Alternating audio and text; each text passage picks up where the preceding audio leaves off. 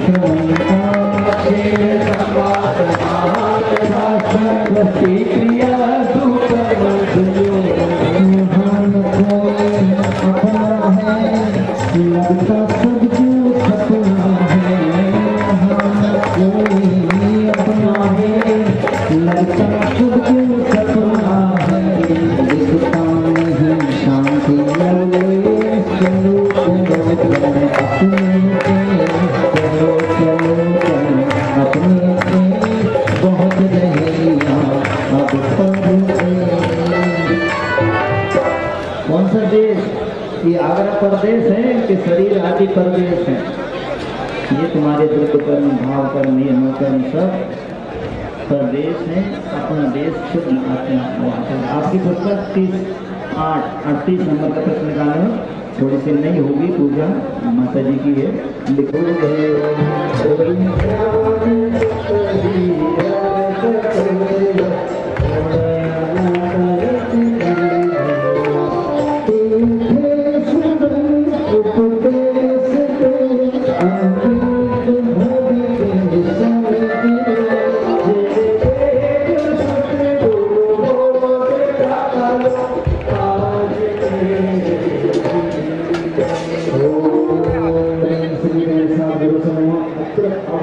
अवसर संभव ओम श्री देव साधु समात्र कृष्ण कृष्ण ध्याता ओम श्री देव साधु सन्निहित भव भव अवसर।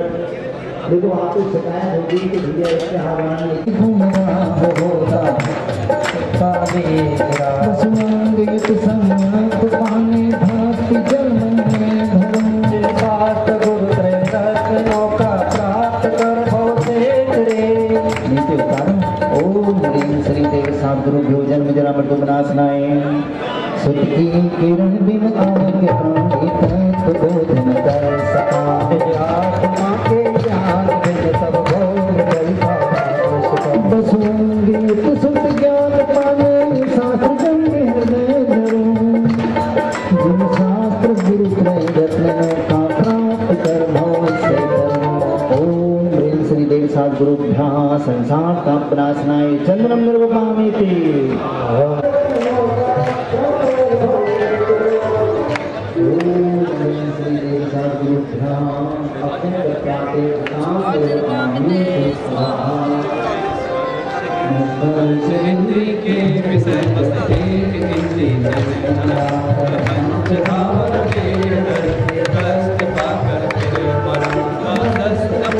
प्राप्त करने सुमन सिंह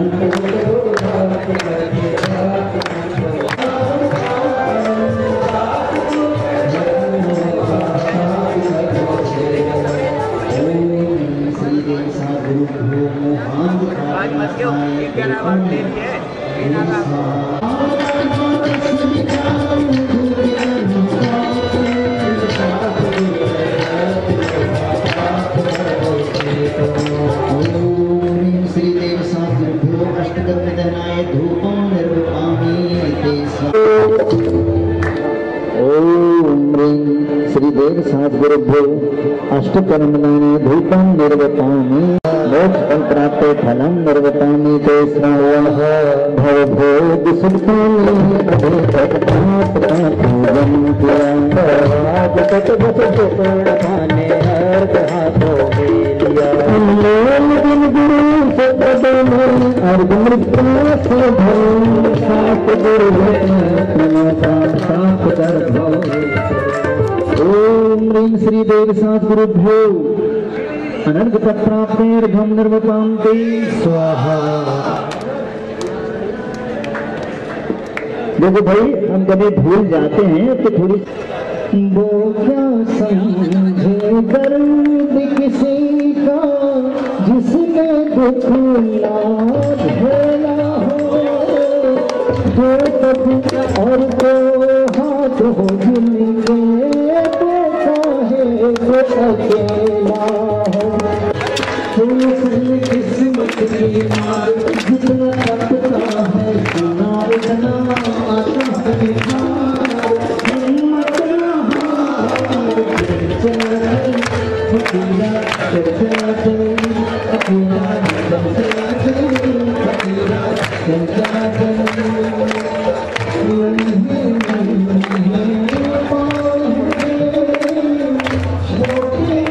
के साथ अनुरोध करेंगे आज के मुख्य शांति धारा कर्ता परिवार श्रीमान पदम जी परिवार, शशि जी, अभिनव, अपूर्व, सलोनी, अक्षर, अनहत, जैन, सोनी, गोरेगांव मुंबई परिवार आइएगा और यहां पर आकर पाद प्रक्षालन कीजिएगा।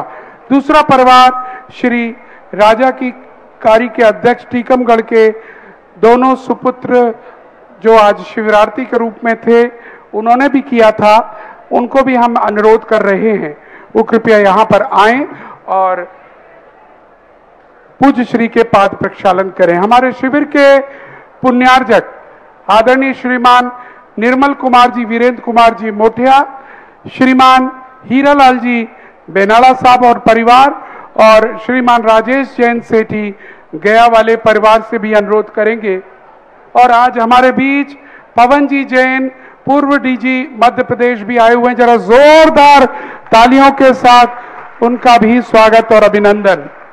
अपने नए राजनीतिक सफर की शुरुआत वो कर रहे हैं और हम सबकी ढेर सारी शुभकामनाएं उनके साथ हैं। राजस्थान में परचम अपना ऊंचा करें, ऐसी भावना हम डीजी साहब के लिए रखते हैं और आप सबसे अनुरोध करते हैं जो पाद प्रक्षालन कर रहे हैं, कृपया करके आज की चित्र अनावरण, आज का दीप प्रज्वलन करके कार्यक्रम को विधिवत शुभारंभ करें। सभी हमारे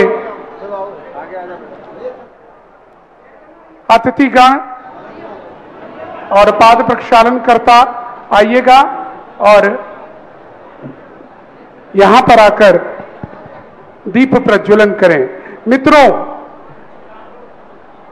कल रात्रि का जो दृश्य हम सब ने यहां देखा, मुझे पूरे देश और विदेश से समाचार आ रहे हैं, व्हाट्सएप आ रहे हैं, अद्भुत था।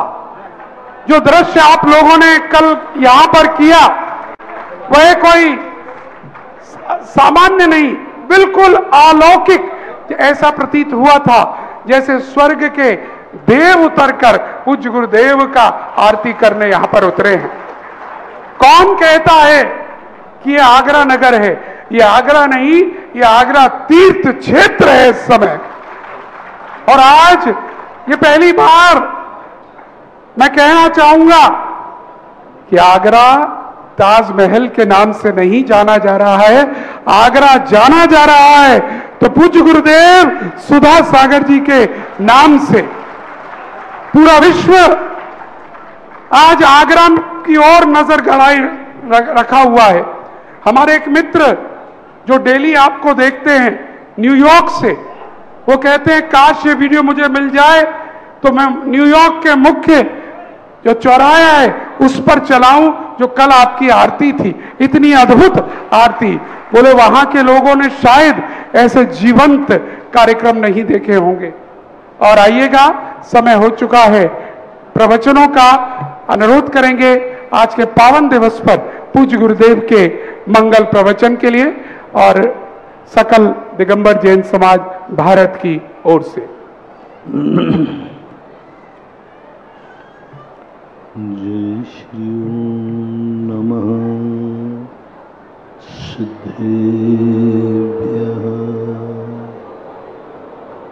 जय श्री ओम नमः सिद्धेभ्यः। सर्वमंगल मांगल्यम् सर्वकल्याण कारकम् प्रधानं सर्वधर्माणां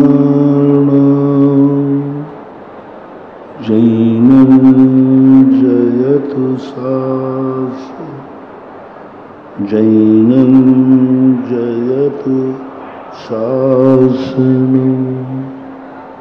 पंच परमेष्टि भगवान के आचार्य श्री गुरुवर कुंद महाराज के आचार्य श्री गुरुवर विद्यासागर महाराज के। बोलिए परम पूज्य जगत पे मेरा लक्ष्मण मुनि पुंगव श्री सुधा सागर जी महाराज की, पूज्य क्षुल्लक श्री गंभीर सागर जी महाराज की, उत्तम तप धर्म की।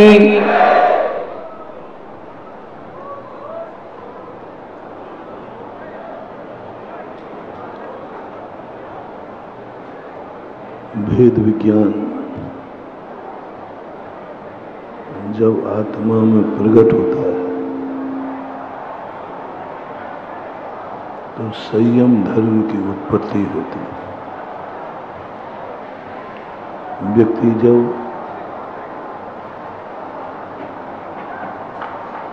जान लेता है कि यह मेरे लिए अहितकारी है, जो मेरे लिए नुकसानदायक है, और उसमें भी यह जान लेता है कि यह जो हमारी शक्तियों को द्रोहित करता है। कल अपन ने समझा था सब कुछ करने योग्य है जो दुनिया में है, वह जानने योग्य है।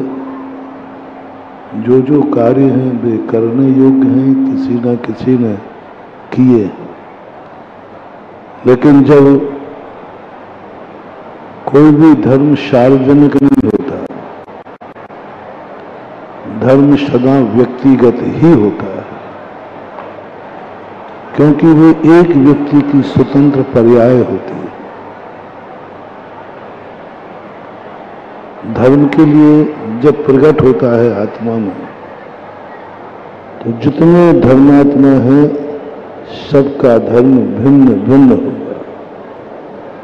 संयम भी होगा तो भिन्न भिन्न प्रकार का होगा। वस्तु पर अनेकों का अधिकार हो सकता है, लेकिन धर्म और अधर्म पर दोनों पर सबका अधिकार नहीं होता। वस्तु जो है, एक वस्तु के अनेक मालिक हो सकते हैं, अनेक अनेक प्रकार के। लेकिन उस वस्तु का जब व्यक्ति उपयोग करेगा तो सबके भिन्न भिन्न। एक ही वस्तु इसी को नुकसानदायक है, वही वस्तु किसी को फायदेमंद है। कल हमने कहा था कुछ कार्य ऐसे हैं जो अच्छे हैं लेकिन पर सापेक्ष बुरे हैं। तो हमें यह नहीं मानना है कि जो कार्य दूसरा कर रहा है वो मैं भी कर सकता हूं। नहीं, अधर्म और धर्म ये दोनों अपने आत्मा की स्वतंत्र पर्याय है, जिस पर दूसरे का किंचित मात्र भी अधिकार नहीं होता। वस्तु न धर्मात्मक है न अधर्मात्मक है। वस्तु को भोगने वाला ही धर्मात्मा और धर्मात्मा होता है। वस्तु कभी अधर्मी नहीं होती, वस्तु कभी धर्मी नहीं होती।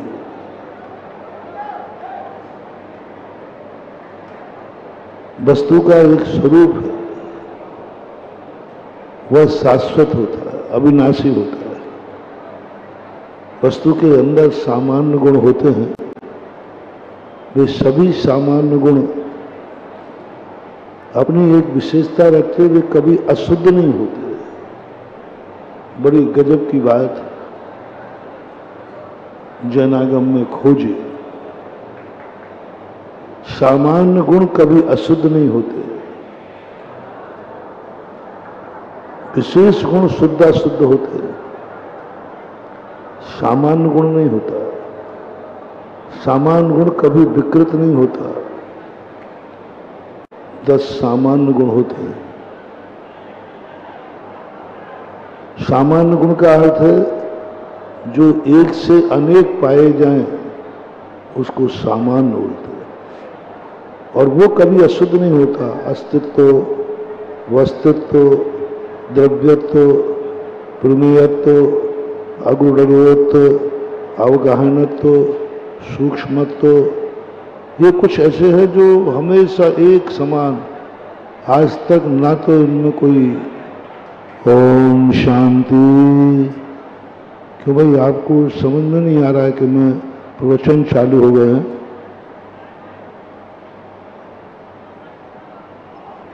आज 10 दिन हो गए शिविर में आए हुए, थोड़ा भी विवेक नहीं है कि कौन सा समय है। जब प्रवचन का समय है तो फिर बातें क्यों कर रहे हो?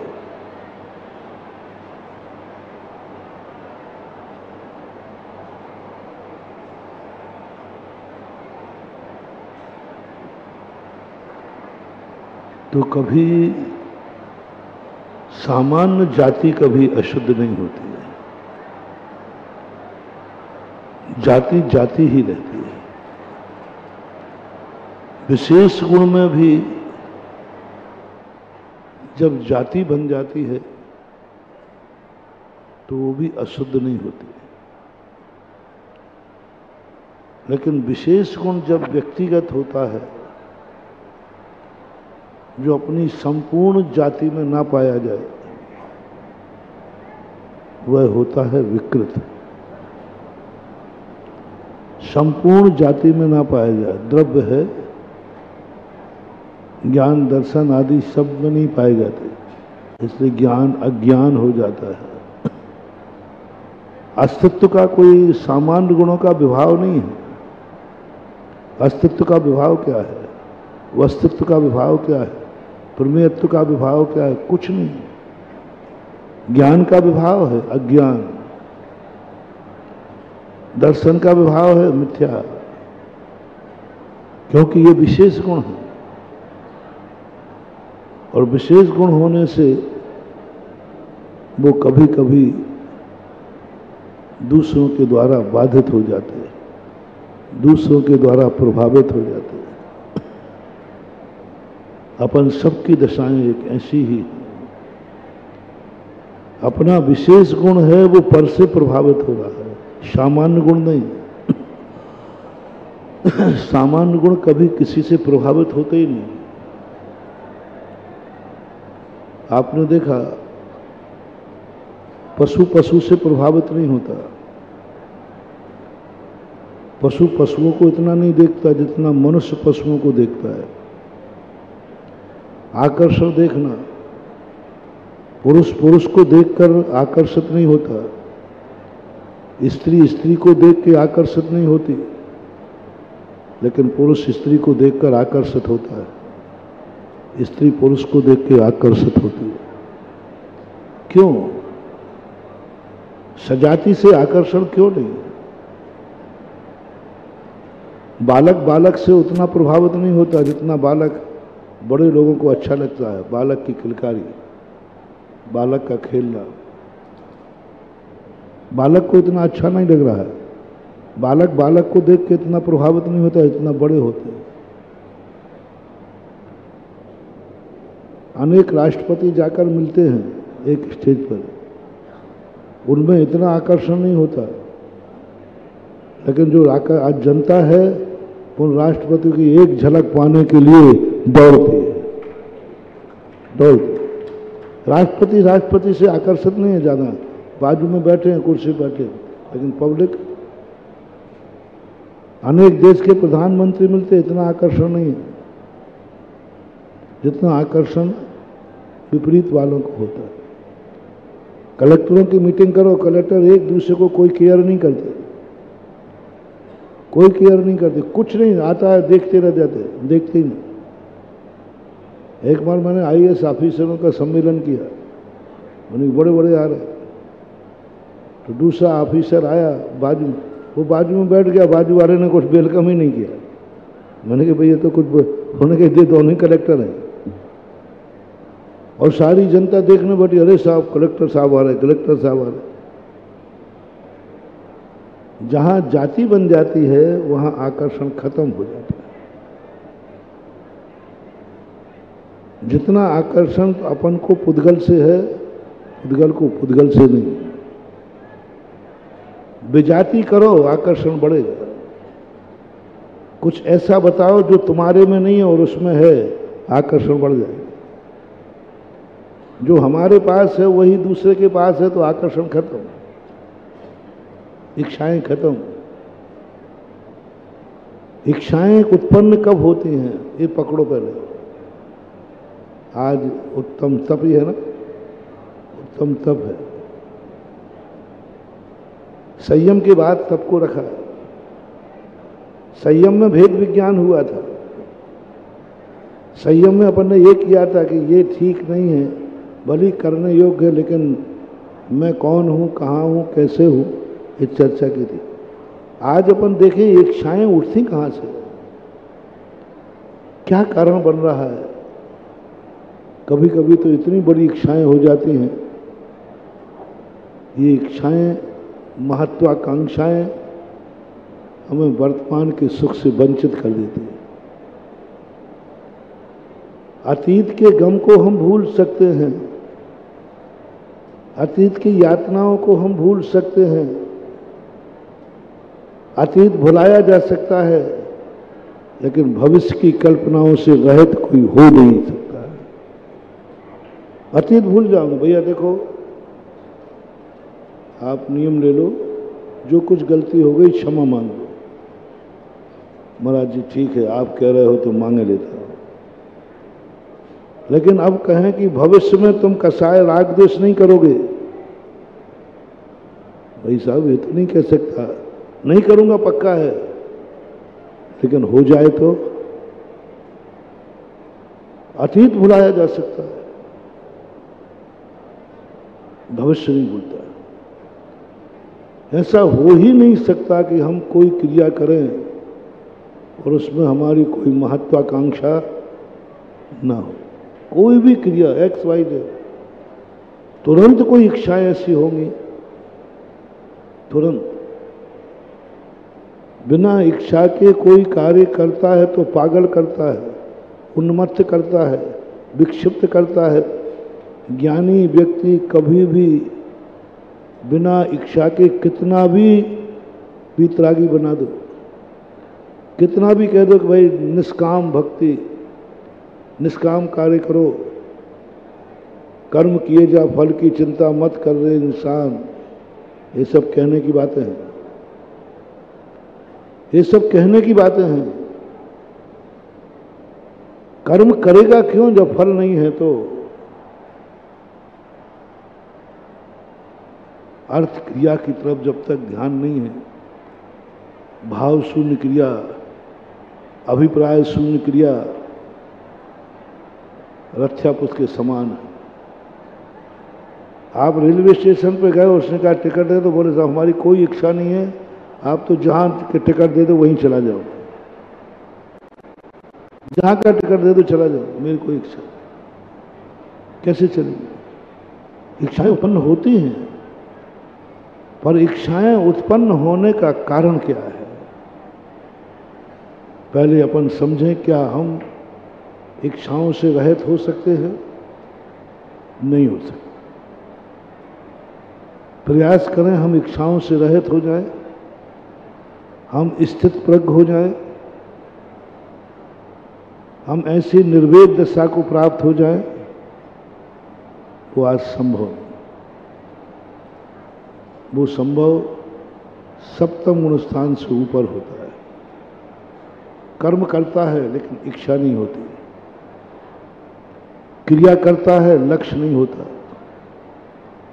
रास्ते पे चलता है मंजिल का ज्ञान नहीं होता, मंजिल भूल जाता है। एक आनंद के लिए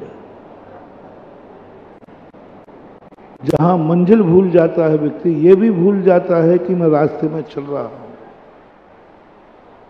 वहां शुद्ध उपयोग प्रकट होता है।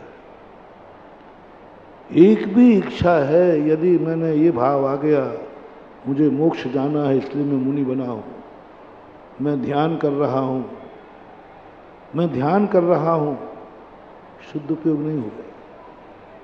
जहां ध्यान ध्याता ध्येय को न विकल्प वच वेदन था, चिद भाव कर्म चिदेश करता चेतना क्रिया था। तीनों अभिन्न अखिन्न शुद्ध उपयोग की निश्चल दशा, प्रगति जहां दृग ज्ञान व्रत ये तीन धा एक लसा। तीनों से रहित नहीं किया, तीनों से रहित नहीं किया। लोग शुद्ध उपयोग मिथ्या दृष्टि को भी मानते हैं, जैन लोग। वो कहते बिना शुद्ध उपयोग के सम्यक दर्शन होता नहीं, बिना शुद्धोपयोग के कर्म का क्षय होता नहीं। एक रटा हुआ है उनको, कंजाइस्ट लोग यही रटे रहते। एक ही रटा है उनके यहाँ कि कभी भी किसी कर्म का क्षय उपशम क्षयोपशम कभी भी शुद्ध उपयोग के बिना संभव हो ही नहीं सकता।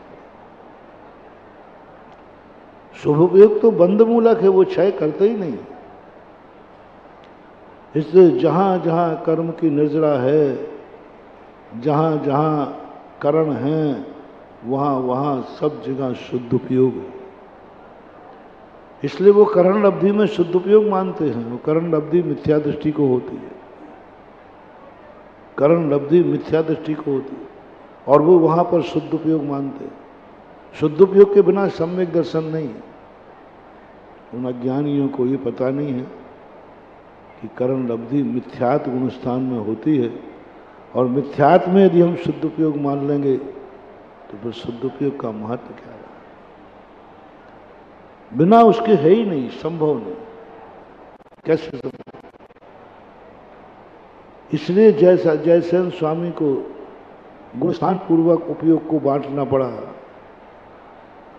मिथ्यात्व गुणस्थान में शुद्ध उपयोग हो नहीं सकता, और यहां तक कह दिया छठे गुण स्थान तक शुद्ध उपयोग हो ही नहीं सकता। लाख उपाय करे तो छठे गुण स्थान तक शुद्ध उपयोग हो गई, क्योंकि वहां विकल्प आता है। मैं मुनि हूं, वास्तविक तब कब है? मनोगुप्ति, वचन गुप्ति, काय गुप्ति, तीनों जहां गुप्त हो खत्म हो गई हैं। खत्म होने का अर्थ नष्ट नहीं हो गई हैं, अनुभव से परे हो गए। आत्मा के प्रदेशों में परिस्पंदन चल रहा है, लेकिन उपयोग कहीं और हो गया। होता है योग चलता रहे, उपयोग चलता रहे, और कसाय का अभाव हो गया। आत्मा के प्रदेशों में परिस्पंदन हो रहा है बिना उपयोग के। बड़ा चमत्कार है। बिना उपयोग के छद्मस्त संसारी प्राणी को कभी भी योगों का स्पंदन होता ही नहीं है।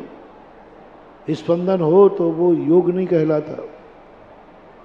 लेकिन एक दशा ऐसी है जहां मन वचन काया में उपयोग नहीं है, फिर भी तीनों योग हैं। अरहंत परमेष्टि, उनका उपयोग मन वचन काया में नहीं है, तीनों योग।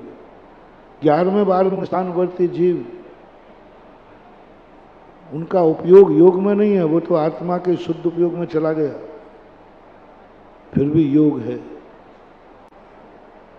अब ऐसी दशा जब आ जाए, मनोगुप्ति, वचन गुप्ति, काय गुप्ति, उत्कृष्ट रूप से ये धर्म, उत्कृष्ट रूप से तप है। उत्कृष्ट दशा तप की कौन सी है? अपन ऊपर से नीचे की तरफ चलते हैं। सर्वोत्कृष्ट दशा जहां कोई इच्छा है ही, मोक्ष की भी इच्छा नहीं, संसार की भी इच्छा नहीं। वर्तमान पर्याय, उन पर्यायों के अनुभव से बाहर कर दो, अनुभव से बाहर। मुनि है लेकिन मुनि का अनुभव नहीं, मार्ग में चल रहा है लेकिन मार्ग का अनुभव नहीं, मंजिल में पहुंचना है लेकिन उसको अनुभव नहीं, कुछ नहीं, एकदम स्थित प्रज्ञ होता है। गजब की ऐसी कैसी, जहां ध्यान ध्याता ध्येय को न विकल्प वच भेदनता। ध्येय का भी विकल्प नहीं, ध्येय का भी विकल्प, मोक्ष का विकल्प नहीं, आत्मा का विकल्प नहीं, कुछ भी नहीं, परिणाम ही नहीं आना चाहिए। मैं मोक्ष मार्गी हूं, मोक्ष जा रहा हूं। मोक्ष निकाल दो दिमाग से। उत्कृष्ट तप, इससे मोक्ष की इच्छा भी खत्म हो गई, ध्येय खत्म। ध्यान, मैं ध्यान कर रहा हूं, मैं ध्यान चल रहा है, उसका भी खत्म। ध्याता, मैं जीव हूं, मैं मुनि हूं, आदि आदि सब खत्म। जीव की अनुभूति खत्म। गजब, जीव की अनुभूति, मैं जीव हूं, अनुभूति खत्म। जीव की अनुभूति खत्म, द्रव्य की अनुभूति खत्म। मैं जीव द्रव्य हूं, ऐसी इच्छा उठना भी सर्वोत्कृष्ट तप नहीं है। मैं जीव हूं, मैं सुखी दुखी हूं, मैं ज्ञान दर्शन स्वभावी हूं, नहीं। मुझे पता नहीं मैं कौन हूं, बस मैं मात्र ज्ञायक स्वभावी हूं। बस समानाधिकरण, भेद नहीं करना। मैं जीव हूं नहीं, मैं आत्मा हूं नहीं। और आत्मा में भी यदि आत्मा को विषय बनाया है तो आत्मा नाम की चीज, पूज्यवर कुंद भगवान ने शास्त्रों में आत्मा को विषय बनाया। आत्मा कोई चीज है ही नहीं, न 6 द्रव्यों में है, न 7 तत्वों में है, न पदार्थों में है। आत्मा पता नहीं है कहां से है। और वो कह रहे अप्पा अप्पा में रहो, कहाँ रहूं? जीव जीव में रहूं। इनमें परम झानम, माँ जप माँ चिट्ठ माँ चिंता किम जैन हो तेरो। अप्पा अप्पा में रहो, इनमेव परम हवई झानम। समझ में नहीं आया क्या है। 2 गाथाएं कही, एक शुभोपयोगी की गाथा कही। आज 2 गाथाएं तप के रूप में प्रस्तुत हैं। एक गाथा में कहा मां चिट्ठ है, मां चिंता है, कुछ भी मत करो। लेकिन उसके पहले कह दिया जम किंच भी चिंतन तो निरीह वित्ते हवे जदा साहू। उसके पहले एक और कहा था मां मुझ्झय मां रज्जय मां दुस्सह किम में हो। मां मुझ्झय मां रज्जय मां दुस्सह है, इतनिठ अथेसु थिरमिच्छई, ऐसा कहा। मां मुझे मोह मत करो, मां रज्जय राग मत करो, मां दुष्य द्वेष मत करो, इष्ट अनिष्ट की कल्पना मत करो। तब की शुरुआत यहां से होती है। मां मुझे मोह मत करना। अभी रोका नहीं है, तुम्हें कुछ भी नहीं कहा, मोह मत करना, राग मत करना, वस्तु देखो। वही कल वाली बात, देखने में बुराई नहीं है, लेकिन राग मत करना, द्वेष मत करना। और ये गाथा कहने के बाद पूज्यवर नेमिचंद महाराज ने कहा, यदि तुम्हारी ये बात बन जाए तो जम किंच विचिंतन तो निरीह वित्ते हवे जदा साहू लद्दूणम ये अत्तम तदाहुतम लक्ष्यम जान, ऐसा कुछ है। जम किंच विचिंतन तो, कुछ भी चिंतन करो। जैसे मैंने सत्य के दिन कहा था, सब जानो, सब देखो, सब सुनो, सब करो। वस्तु जानने के लिए है, तुम ज्ञाता हो, जानो। लेकिन कल संयम ने सारे हाथ पैर बांध दिए। संयम ने सारे पे स्टे ऑर्डर लगा दिया। ऐसे ये कहते हैं नेमिचंद महाराज, पहले तो छूट दे दी। जम किंच विचिंतन तो निरीह वित्ते हवे जदा साहू, तुम्हें जो चिंता करना हो करो, जो चिंता करना हो, कोई पाबंदी नहीं। निरीह वित्ते हवे जदा साहू, बस निरीह वित्ती से करना। ये निरीह वित्ती क्या है? ये निरीह वित्ती क्या है? निरीह वित्ती क्या है? उस चिंतन से कोई अपेक्षा ना रखे तो चिंतन काय का करें? कोई इच्छाएं ना रखें, चिंतन काय के लिए करेंगे? तब उन्होंने जाकर अंत में कहा, अच्छा तुम्हें निरीह वित्ती बिना चिंता के नहीं होती है? नहीं, जब भी चिंतन करता हूं कोई ना कोई इच्छा होती है। तो बाद में एक अंत में एक गाथा बहुत मार्ग में कही। अब देखना किस ढंग से, पहले तो छूट दे दी, जाओ बेटा जितना जो करना है करो, और पीछे से स्टे ऑर्डर भेज दिया, ये मत करना। सत्य के दिन कह दिया सब कुछ करो, दूसरे दिन कह दिया क्या तुम कौन हो? ऐसे ही यहां करे। पहले कह दिया जम किंच विचिंतन तो निरीह वित्ते हवे जदा साहू, और बाद में कहते हैं मां चिंत है, मां चिट्ठ है, मां चिंत है, चिंतन मत करो, मां चिष्ठ है, चेष्टा मत करो। इनमेव परम हम जानम, अप्पा अपम में रहो, इनमेव परम हवे जानम। आत्मा मिल ही नहीं रही, जीव मिल गया, जीव तत्व मिल गया, जीव पदार्थ मिल गया, आत्मा किस चिड़िया का नाम है पता ही नहीं। अब ऐसा प्रश्न कर दिया कुंद भगवान। तत्वार्थ सूत्र समझ में आ जाता है, क्योंकि वहां आत्मा शब्द नहीं है।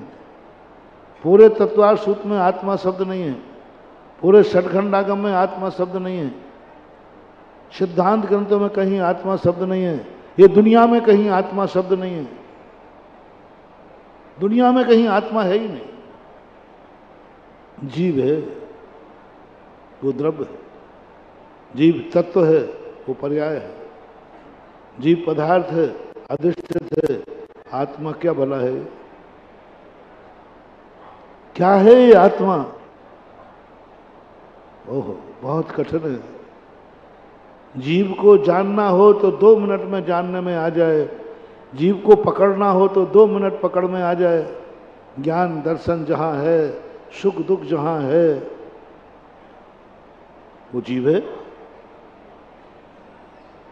जिसको सुख दुख की अनुभूति होती है, जो जानता देखता है। कुंद स्वामी कहते हैं मैंने जीव की बात नहीं कही, मैंने जीव की बात नहीं कही, मैंने जीव को जानने की बात नहीं कही, मैंने जीव का ध्यान करने की बात नहीं कही। जीव जीव में रहो नहीं, अप्पा अपम में रहो, आत्मा को जानो। और आत्मा है ही नहीं। और बिना आत्मा के अध्यात्म नहीं हो सकता। आज द्रव्य तत्व और पदार्थ का दिन नहीं है, आज दिन है आत्मा का। आत्मा को जाने बिना आज तप प्रकट नहीं होगा। जीव को जानने वाला कभी तपस्वी नहीं हो सकता, क्योंकि जीव पर सापेक्ष होता है। जीव 10 प्राणों से जीता है, जीव ज्ञान चेतना से जीता है। जीव के लिए ज्ञान दर्शन चाहिए, जीव स्वतंत्र नहीं हो सकता। जीव को भिन्न लक्षण बनाना पड़ेगा, स्वयं का लक्षण स्वयं नहीं हो सकता। इसलिए जीव द्रव्य के लिए कुंदकुंद स्वामी के दिन नहीं। जीव द्रव्य तो सुख दुख से पकड़ोगे, जानने देखने से पकड़ोगे। हम कह रहे आत्मा को पकड़ो, क्योंकि आत्मा न सुखी होती है न दुखी होती है। आत्मा न ज्ञान रूप है न दर्शन रूप है। आत्मा न चारित्र रूप है न दर्शन सम्यक दर्शन रूप है। आत्मा न जीव है न तत्व है न पदार्थ है। आत्मा आत्मा एक क्षण को, उसके लिए कुंदकुंद स्वामी बार बार कर रहे हैं। कुंदकुंद स्वामी की बातें जल्दी समझ में नहीं आई। 1000 वर्ष तक पूज्य कुंदकुंद स्वामी को कोई समझ ही नहीं पाया, क्योंकि आत्मा कहीं चीज मिली ही नहीं, है ही नहीं, है ही नहीं, कहीं नहीं है। आत्मा है ही। और बार बार कह रहे आत्मा आत्मा आत्मा, बार बार का क्या है। बहुत छोटे से उदाहरण से समझाता हूं, शायद समझ में आ जाए। भारत नाम की चीज दुनिया में है कि नहीं है? कहाँ है? ये तो आगरा है, ये तो हरि पर्वत है, ये तो पंडाल है। भारत बताओ कहाँ है? भारत बताओ, खोजो भारत कहाँ है। एक विदेशी सीधा साधा वो आया है, बोले भारत बताओ, बोले तो दिल्ली है, ये तो बॉम्बे है। भारत कहाँ है? ना भारत द्रव्य है, ना भारत वस्तु है, ना भारत पर्याय है, ना भारत भाव है, कुछ भी तो नहीं है भारत। लेकिन भारत है कि नहीं? कहाँ है? कैसा है? काला है, पीला है, लंगड़ा है, कैसा आकार है, कैसा प्रकार है, क्या कहाँ है कहाँ? कोई मुझे भारत ढूंढ के बताओ। और नहीं है तो बोलो भारत नहीं है। इसी में तो लोग नास्तिक बन गए। ये विज्ञान बस यही पागल हो गया। विज्ञान विज्ञान कहता आत्मा फात्मा है कहाँ? कहाँ है बताओ आत्मा? कोई बता दो। आज विज्ञान कहता है बताओ आत्मा कहाँ है? कान में है, आंख में। हमने तो पूरे चीड़ फाड़ के देख लिया, पूरे शरीर को चीड़ फाड़ के देख लिया, आत्मा कहीं दिखी नहीं, दिखेगी भी नहीं।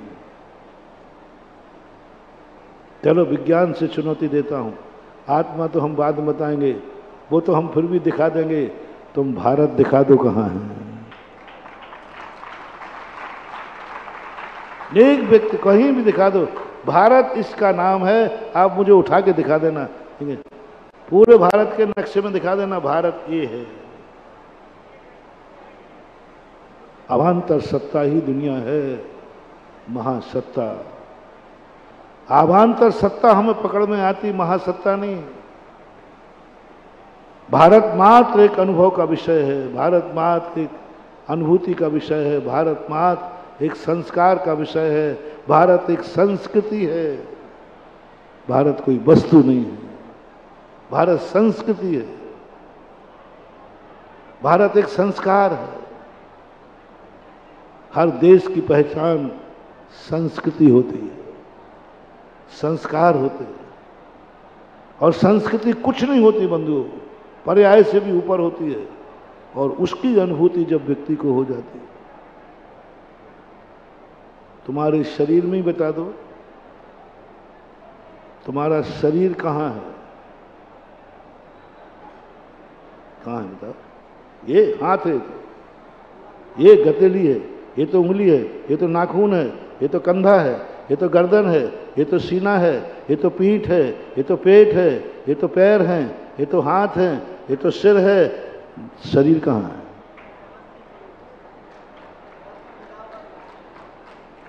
शरीर कहाँ?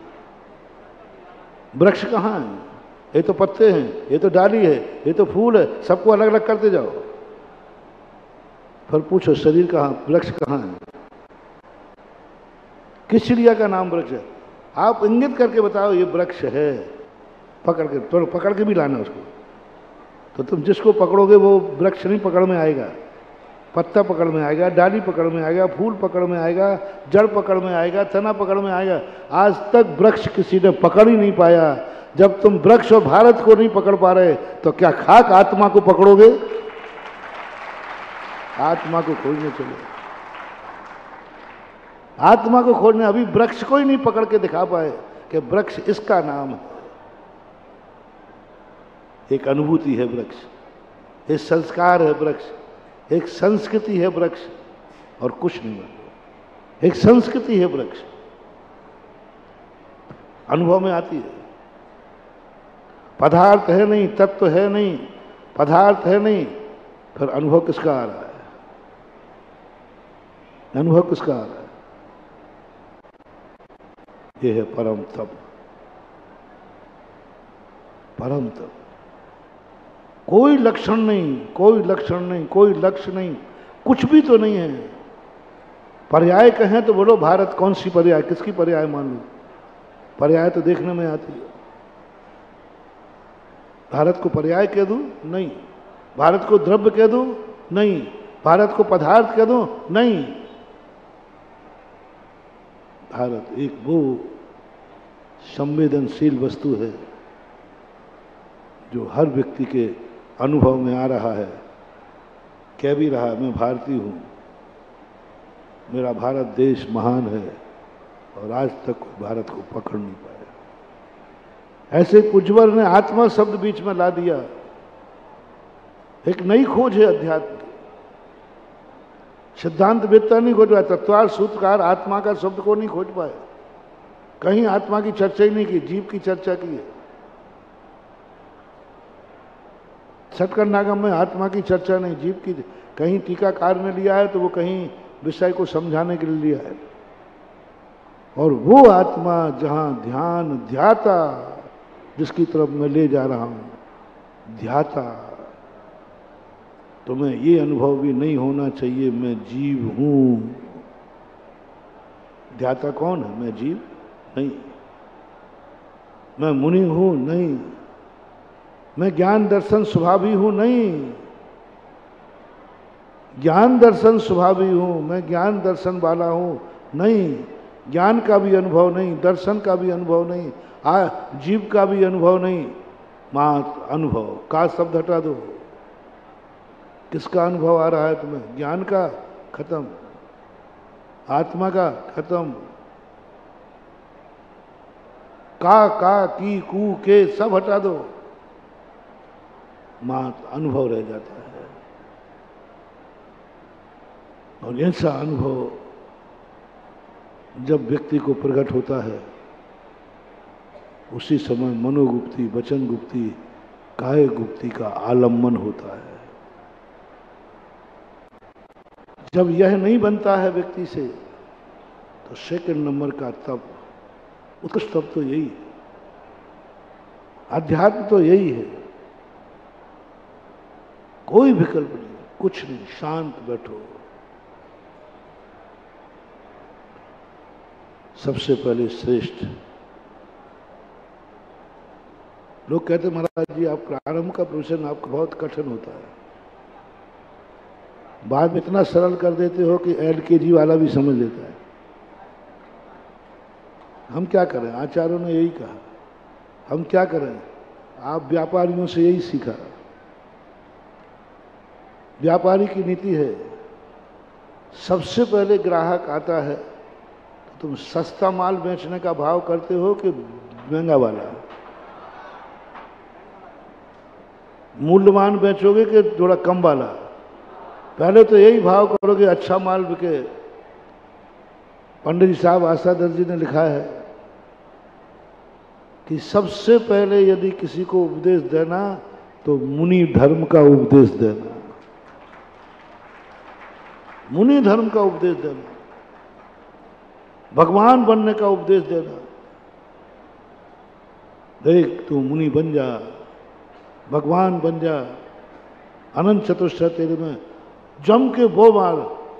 जब वो तुम्हारी बातें सुन सुन करके कहे तो गुरु जी मेरे बस की बात नहीं है, मेरे बस की बात नहीं है। फिर उससे कहना कि ठीक है तू वृत्ति बन जा। फिर वो कहेंगे ये भी मेरे बस की बात नहीं है। फिर वो कहेंगे ठीक है तू अविरति ग्रस्त बन जा। आचार्यों की मजबूरी है अब तुम्हारी समस्या के सामने। वो तुम्हें अविरति बनाना नहीं चाहते, वो तो सीधा भगवान बनाना चाहते हैं, ये उनका लक्ष्य। ऐसे ही सबसे पहले तत्व को कठिन करना चाहिए। कठिनाई से सरलता में आओगे तो घबराओगे नहीं, और सरलता से कठिनाई में जाओगे तो चक्कर खा के गिर जाओगे। जंगल के पौधे को पानी नहीं मिलेगा तो कोई और ज़्यादा हरा होगा, और गमले के पौधे को यदि पानी नहीं मिला तो पहले जीवन को कठिन बनाओ। जितना कठिन बना सको, जितने कठोर बन सको, जितना कठिन मार सुन सको, जितना कठिन सोच सको, सब कुछ कठिन पे जाओ। कल्पना ही कर दो कि मैं कोई सरल चीज नहीं लाऊंगा, मैं सरल रास्ते पर नहीं चलूंगा, मैं सीधे रास्ते पर नहीं चलूंगा। जिंदगी को कठिन का शौक बना लो। मुझे संकट चाहिए, मुझे विपदाएं चाहिए, मुझे रास्ते के कांटे चाहिए, मुझे कांटे चाहिए। संसार में जितनी कठिनाइयां हैं उन सब का मैं सामना करना चाहिए। मुझे अमृत पिलाने वाला मिले या नहीं मिले, जहर पिलाने वाला चाहिए। हाँ, बहुत कम गुरु होते हैं जो अपने शिष्य को जहर पिलाते हैं। चाणक्य ने चंद्रगुप्त को जहर पिलाया, प्रतिदिन जहर पिलाता था। चंद्रगुप्त कहता था तू गुरु है कि मेरा दुश्मन है, जहर पिला रहा है। मार मार के जबरदस्ती पिलाता था जहर, जबरदस्ती जहर पिलाता था चंद्रगुप्त को, चला करके पिलाता था।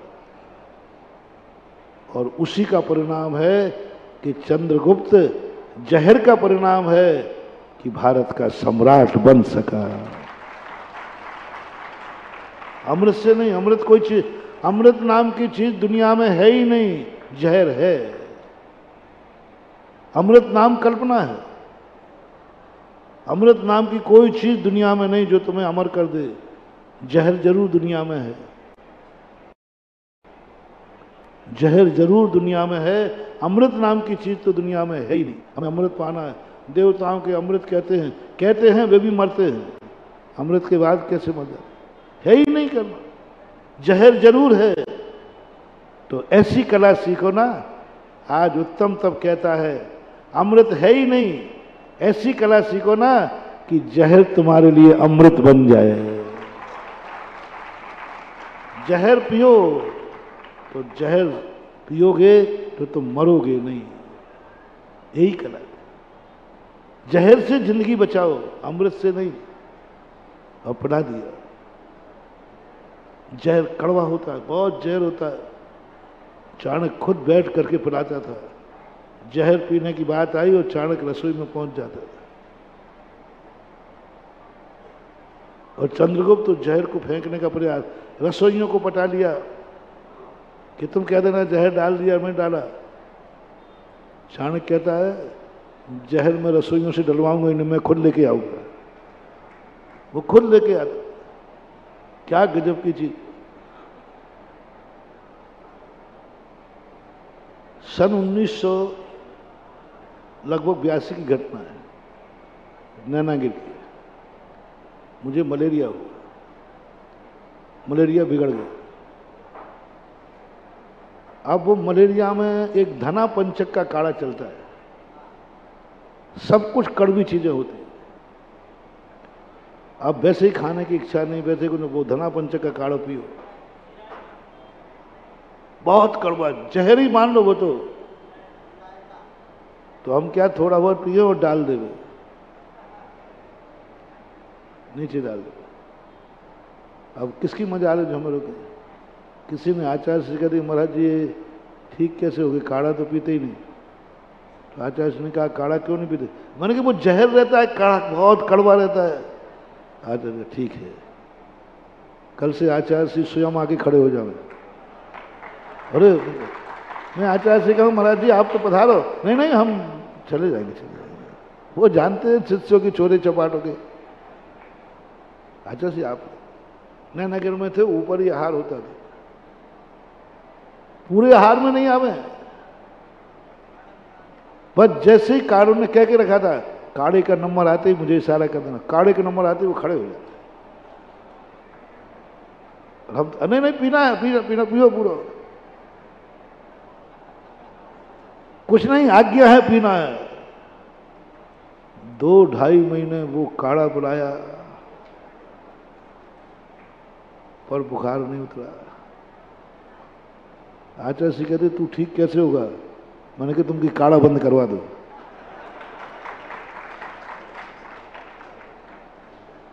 आचार्य जी कहते वो काढ़ा तो बंद नहीं होगा, बाकी सब हो जाएगा। और मैं कह काढ़ा बंद कराओ, मैं ठीक हूं। आचार्य जी काढ़ा से ही ठीक होना है।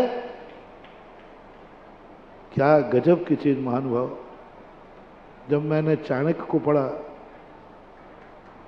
तब मुझे पूज्य गुरुदेव का वो काढ़ा याद आ गया। मालूम उसका परिणाम क्या निकला? टाइम लगा। काढ़ा जल्दी ठीक नहीं करता, देसी दवाई ठीक नहीं करती हैं, मरीज रोग को निकालती है। वो 2.5 महीने का काढ़ा था। आज तक ऐसा हुआ, उसका बाद है कि आज तक मलेरिया नहीं आया। थुवन जी के अंदर सबको मलेरिया आया, मुझे नहीं आया। थुवन जी चतुर्मान। तो सब में चर्चा चली आचार्य के तुझे। मैंने कही वो आपने पहले हमें इतना जहर पिला दिया है, अब मलेरिया का असर। वो 2.5 महीने का काढ़ा, 2.5 महीने के काढ़े ने सदा सदा के लिए मलेरिया गायब कर दिया।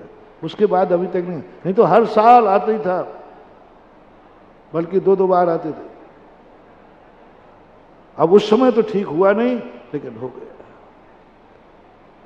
गुरु का कड़वा, गुरु का जहर, वैद्य का जहर भी महानुभाव मारता नहीं है, अमर करता है। अमर करता है। अपन को लगता है कि ये कड़वा है, जहर है, नहीं। ऐसी दशा को जब व्यक्ति प्राप्त होता है, जब व्यक्ति जहर पीने को तैयार। आप लोगों को सबसे पहले अपने जीवन को सरल मत बनाओ। महानुभाव शक्तियां जागना है, तुम्हें अपना तेज जागाना है। तब से तेज जागता है, तब से शक्तियां जागती हैं, और तब हमेशा कठिनाइयों में जीवन डालता है। रोटी खिला के नहीं, रोटी भूख में रोटी दे के नहीं तुम्हें सुखी करता है, भूख में भूखा रख करके सुखी करता है। यही तो जहर रख के अमृत कर रहे हैं।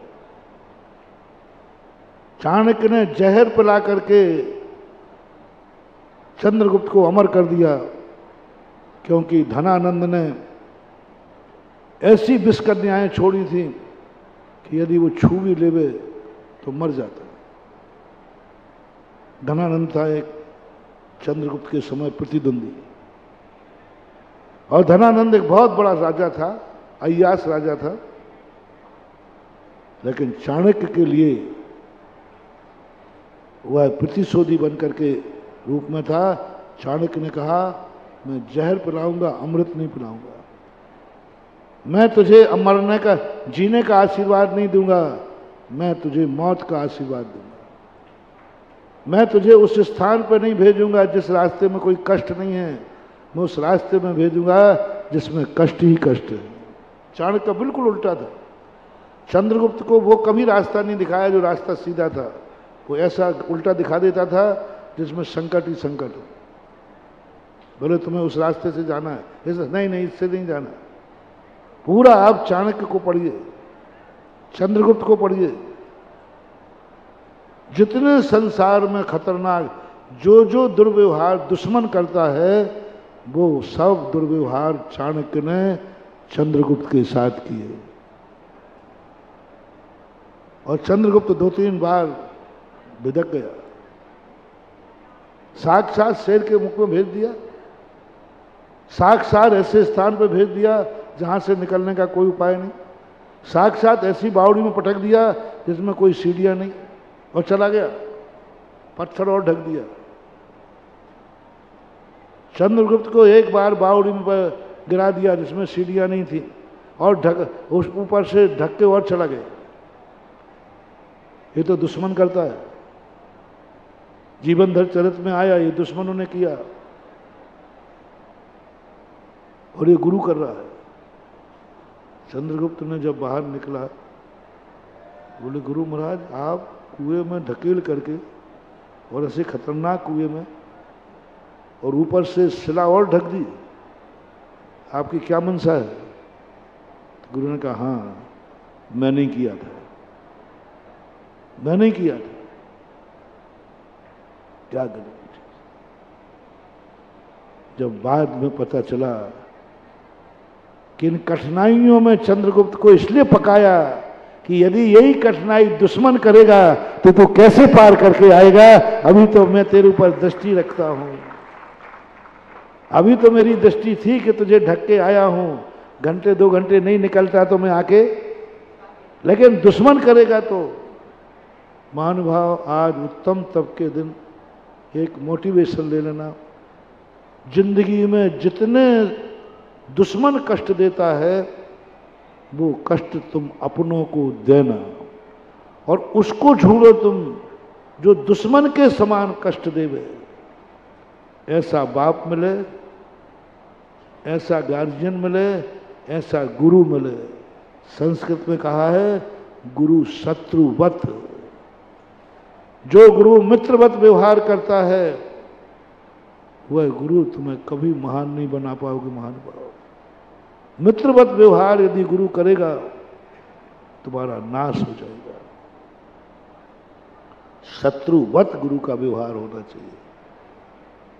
तुम्हारा गार्जियन कैसा हो, वो कष्ट देवे जो शत्रु देता है, जो शत्रु देता है। बस ऐसा गार्जियन लो। पहले देख लो शत्रु क्या क्या दुख देता है, क्या क्या परेशानी देता। वो तुम्हारा बाप देवे, वो तुम्हारा गुरु देवे, वो तुम्हारा गार्जियन देवे, जितने दुख दे सके देवे। और तुम नियम ले लो, मैं अपना गार्जियन उसी को बनाऊंगा जो मुझे जिंदगी में सबसे ज्यादा दुख देगा। मुझे फूलों का रास्ता नहीं, मुझे कांटों का रास्ता बताओ। मैं देखना चाहता हूं। और जैसे तुमने ये संकल्प शक्ति की, पूरा जैन दर्शन इसी पर टिका है। जैन दर्शन इसी पर टिका है। पूरा जैन दर्शन, जितने जितने तुम धर्मात्मा बनते जाओगे उतने उतने तुम्हारे अशुभ कर्म का उदय आता जाएगा। अशुभ कर्म का उदय आता जाएगा। जो जो सुख के कारण थे, महावीर ने अपने फॉलोवर से सब छुड़ा दिया। जो जो सुख के कारण थे, एक नहीं रहना, गिन गिन के छुड़ाया। संसारी प्राणी किसमें सुख मानता है? बोले बहुत बढ़िया परिवार हो, माँ बाप की छाया हो तो मेरा जीवन सुखी है, हरा भरा परिवार है। महावीर अपने से कहते हैं, ये क्या कह रहे हैं? मेरे माँ बाप जीवित हैं, मेरा परिवार जीवित है, मैं सुखी हूँ। तू मेरा भक्त है ना? बोले हूँ। तो तू सारे परिवार को और माँ बाप को छोड़कर इनसे भी ज्यादा सुखी होके दिखा। बताओ क्या आदत है? कोई तो माँ बाप की छाया में सुखी होकर सुखी होता है। महावीर कहते तो इनकी छाया छोड़ दे और फिर सुखी होके दिखा। सब परिवार कुटुंब छोड़ा दे। तो सुख देने वाला था, उन्होंने कहा नहीं, छोड़ो माँ बाप को, अच्छे माँ बाप को छोड़ो, परिवार को, अच्छे परिवार को। अरे धन से दुनिया को सुख मिलता है, धन से दुनिया को सुख मिलता है। महावीर ने कहा नहीं, धन के बिना तू सुखी होकर दिखा, छोड़ दे, कौड़ी भी तेरी नहीं। ये दुश्मनी तो नहीं क्या? अरे चोर भी कम से कम कुछ तो छोड़ के जाता है। थोड़ी दया करो तो चोर भी 2-4 रुपया दूध पानी को तो छोड़ देगा। महावीर ने तो ऐसे कहा, ये कौड़ी भी नहीं छोड़ी। चोर भी होता, डाकू भी होता, दुश्मन भी होता, तो कुछ तो छोड़ के जाता, कुछ तो छोड़ ही देता। अरे और वो छोड़ता है नहीं छोड़ता, लेकिन जो बैंक में जमा है वो तो बचा रहता। कम से कम जो जमीन जायदाद वो तो बची रहती। लेकिन महावीर ने तो ऐसी कुड़की की अपने नियरेस्ट भक्त की कि ना बैंक बैलेंस रहा, ना जमीन जायदाद रही, ना चल रही ना अचल रही, और चौराहे पर खड़ा कर दिया, एक कौड़ी भी नहीं है, और संसार का सबसे सुखी होके दिखा। मजा कहा ना जाए इस कंगाली का। धन दौलत वाले कंगाल है और मेरे महाराज माला माल। ये क्या है? ये उत्तम तप का आनंद। देखो तप कभी सुख देने वाला नहीं है, सब छुड़ा दिया। अरे कितना भी चोर हो, कम से कम एक अंडरवियर बनियान तो बचने देगा।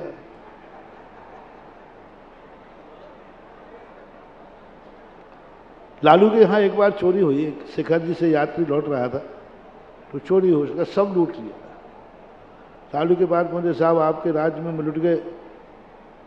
बोले क्या? बोले सब लुट गया साहब, अंडरवियर बनियान बचा। बोले साहब तुम झूठ बोल रहे हो, मेरे राज्य में तुम लुट ही नहीं सकते। बोले साहब मैं लुटा हूं। बोले झूठ बोल रहे हो, यदि मेरे राज्य में लुटे होते तो अंडरवियर बनियान कैसे बच गया? इसी प्रकार तुम महावीर के भक्त हो नहीं सकते। यदि महावीर के भक्त होते तो ये अंडरवियर बनियान कैसे बचा?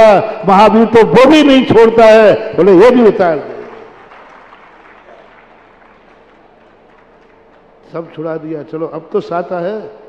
बोले नहीं, तू और साता से बैठ जाए मेरे रहते हुए। देव साहब केस उखड़वा दिए, देव साहब आहार दिखा दिए, अंतराय बता दिए सब। एक भी चर्या सुख देने वाली नहीं है भगवान महावीर स्वामी की, एक भी चर्या। जितनी चर्या उन्होंने बताई सब कष्टदायी है, और नहीं हो तो आप खुद बता दो।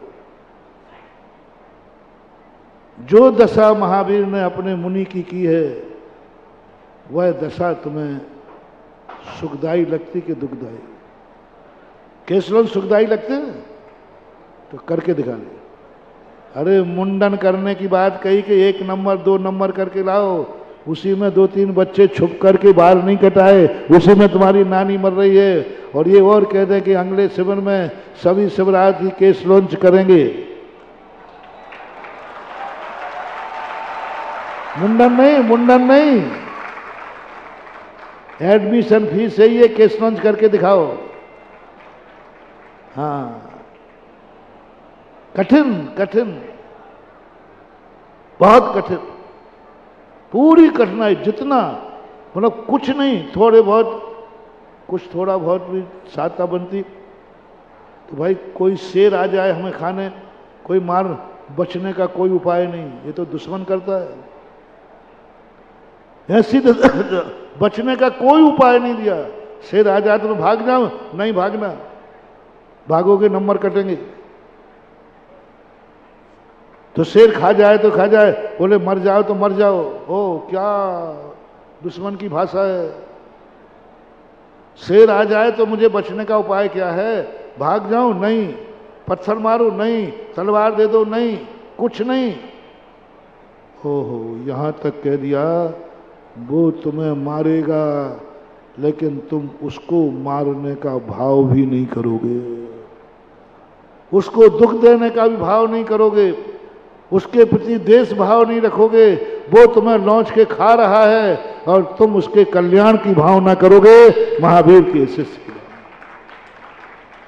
कुछ नहीं, ची पुट नहीं, थोड़ा मन से बुरा विचार नहीं। क्या है ये? तो दुश्मन का व्यवहार है कि मर रहा हूं तो बचने का कोई उपाय नहीं। सब तरफ से हाथ पैर बांध दिए, हाथ पैर बांध दिए, जैसे दुश्मन बांध के मारता है ना, मर जा, लेकिन तू हाथ पैर नहीं हिलाएगा, शेर को हटाएगा नहीं, शेर को मारेगा नहीं, कुछ नहीं। तो बड़े बड़े महाराज हुए, उनकी क्या दुर्दशा हुई, कैसे मरे, दहल जाता है। लेकिन मरे तो दुर्दशा पूर्वक, लेकिन जन्मे सीधे सिद्धालय में। मरे तो दुर्दशा पूर्वक है, सुकौशल मुरी की बोटी बोटी खा ली, लेकिन जन्मे कहाँ है? सिद्धालय में। जब गुरु धर्म दुख देता है तो आज उत्तम तप को सुख का साधन मत मानना, पूरा का पूरा दुख ही दुख है इसमें। तो अपना मन बना लो, हम संसार के हर दुख को झेलने के लिए तैयार हैं। महावीर पहले पूछते हैं, सुख नहीं दुख झेलने को तैयार हो? मौत आएगी तो तैयार हो, दुश्मन आएगा तो उसके प्रति द्वेष भाव नहीं रखोगे, पूरे दुश्मनों का व्यवहार, तुम कुछ भी नहीं करोगे। तुम्हारा काम मात्र है कष्टों को सहन करना। और उत्तम तब कह रहा है, कष्ट नहीं है तो कष्ट को बुलाओ। एक कष्ट आता है, उसको धर्म की कोटि में नहीं लिया। एक कर्म की मार से कष्ट आता है, उसे धर्म की कोटि में नहीं लिया। उस कष्ट को धर्म में लिया जिस कष्ट को तुम्हें बुलाना है। सुख को छोड़ना है, दुख को बुलाना है। माला फेरो, मेरा सुख कब छूटे? परिवार सुख है, क्या माला फेरना है? ये परिवार कब छूटेगा? धन दौलत सुख है, ये कब छूटेगा? दुख पाने की मावला भावना भाव, सुख की भावना नहीं। और तुम्हारी इच्छा है कि मैं धर्म वो मानता हूं जो मुझे सुख देवे, धर्म वो है जो तुम्हें दुख देवे। जितना जितना धर्म तुम्हें दुख देवे, धर्म धर्म धर्म, अधर्म नहीं। पहले तो फैसला करो ये कौन है? धर्म। पहला फैसला, पहला निर्णय धर्म है। फिर फैसला कर, निर्णय करो जो जो धर्म है, ये धर्म मुझे जितना दुख देगा उतना ही मेरी धर्म के प्रति श्रद्धा बढ़ेगी। जितना दुख देगा धर्म, धर्म दुख देगा। सुख पाने को धर्म नहीं करना, दुख को सहन करने के लिए धर्म किया जाता है जो दुख देगा। जितनी कठिनाई हो मेरे जीवन में आवे, ये भावना भाने का प्रयास करो। हे भगवान मुझे संकट से निकालो। ये तप का दिन नहीं है, तप का तप नहीं है। तप के दिन मांग सकते हो, हे भगवान संसार के जितने संकट हों उन सारे संकट मेरे ऊपर आए, बस एक आशीर्वाद दे देना, मेरे परिणाम क्षमता में बने रहे। छीन लिया, तब शुरुआत कर दी। अरे भूख लगी है तो भूख का सुख क्या, रोटी देना कि रोटी बंद कर देना? लो साहब रोटी बंद करा दी, ये कौन सा तरीका है? और भूख लग रही है। उत्तम तप, पहला तप कौन सा? अनशन। अनशन, भूखे को रोटी देना धर्म है कि भूखे की थाली में से रोटी अलग करवा देना धर्म है? समझ में नहीं आई बात। तुम लोग क्या कह रहे हो? भूखे को रोटी देना धर्म है, और उत्तम तप कहता है भूखे के सामने रोटी रखी हो उसको हटा देने का नाम तप है। भूख को मारने का तप है, भूखे रहो। अनशन पहले ही तप, कष्ट से शुरू होता है। आज तक दुनिया में ऐसा नहीं देखा कि भूख लगने पर अन्न पानी बंद करा दिया जाए। भूख लगने पर, भूख नहीं लगने पर नहीं। भूख लग रही है और महावीर स्वामी कहते हैं मेरी तो आज्ञा ये है कि तू अन्न जल का त्याग कर दे। रोटी खा करके तुम 6 घंटे की ताकत पाओगे, और महावीर के अनुसार भूख लगने पर 24 घंटे यदि तुमने भूख को सहन कर लिया तो शायद जन्म जन्म तक तुम सुखी हो जाओगे। रोटी का सुख पराधीन है और उपवास पूर्वक भूखे का सुख स्वाधीन है। भूखे में आनंद, तब कहता है। चमत्कार देखो, तब चाहे सुर राय। मैं सोचता देवता क्यों ज्यादा है? आज तक दुनिया में कोई ऐसा नहीं हुआ कि भूखे में आनंद।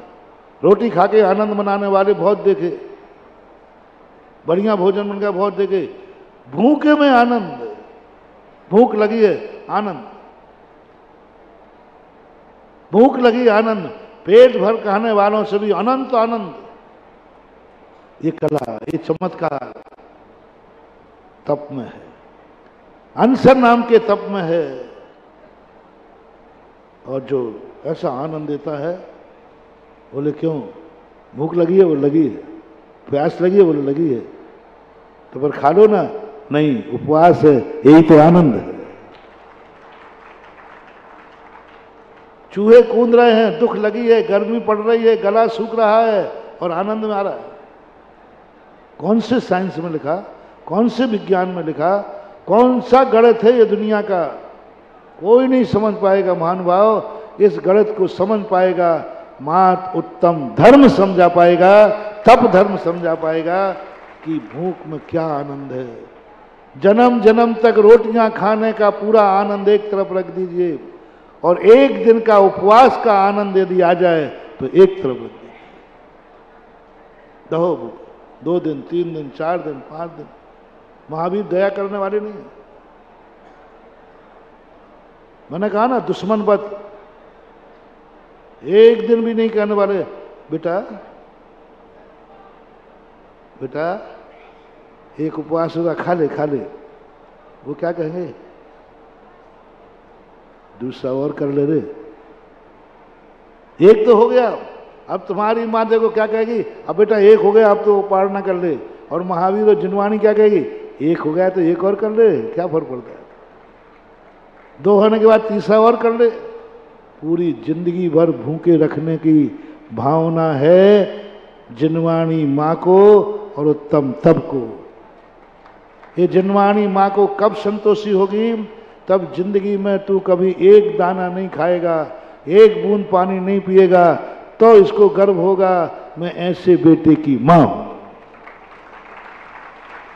और तुम्हारी माँ एक दिन नहीं खावे तो रो पड़े, और हमारी माँ नहीं खावे तो हंस पड़े, बोले अब आ रहा है मजा, मेरा बेटा बिना खाए जी रहा है। तप, उत्तम तप, संघर्षों के जीवन के साथ उलाहना मत देना, कोसना मत, कोसना मत। गुरु ने जहर दिया है, कोसना मत, बुरा मत कहना, ये मानना, ये मानना ये जहर ही मुझे अमर बना देगा। बस पहले देख लेना किसने दिया है, किसने दिया है। गुरु ने दिया, बस पी जाओ, पी जाओ, कोई फर्क नहीं पड़ता।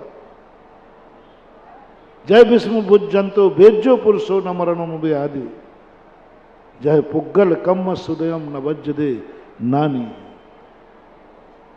कर्मों के बीच में रह करके भी ज्ञानी को बंद नहीं होता, वैद्य के हाथ से जहर पी करके उसको मरण को प्राप्त नहीं होता। बस तुम्हें मानना है गुरु। बोलो तुम्हारे लिए ये धर्म है कि नहीं है? तो तुम्हें महानुभाव 10 उपवास करने वालों, जो तुम्हें भी भोजन में अनुकूल नहीं मिला, ये मानना धर्म भूखों मार रहा है, मर जाओ, अमर हो जाओगे। क्योंकि धर्म ने मारा है ना, धर्म ने भूखों रखा है ना, किसी और ने नहीं रखा। फिर धीरे धीरे क्लोज करते हैं,